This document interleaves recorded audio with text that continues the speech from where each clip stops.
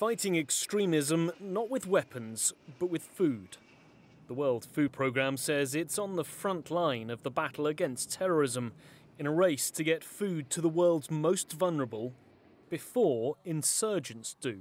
It is the most effective program out there, dollar for dollar, for fighting extremism. Because if a mom and dad can't feed their children after a week or two, and the only available place you can feed your little girl is turn to the only available source out there, you go do it. And we're seeing it. We're seeing it left and right. Studies have shown that militant groups position themselves as social service providers to help recruitment. Hamas and Hezbollah use that approach, making food a simple but effective tool. If you can't feed yourself or feed your family, you'll go to extreme measures. And if ISIS or Al-Qaeda or Boko Haram is dangling a banana in front of you, you're going to take it, right? It's a necessity.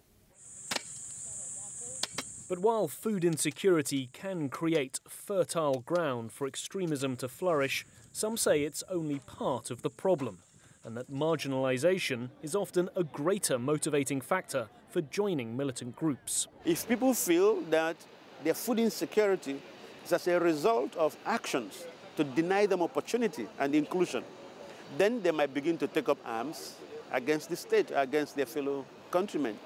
So we need to understand what is the additionality that pushes people to get over the cliff, as it were, and become violent extremists.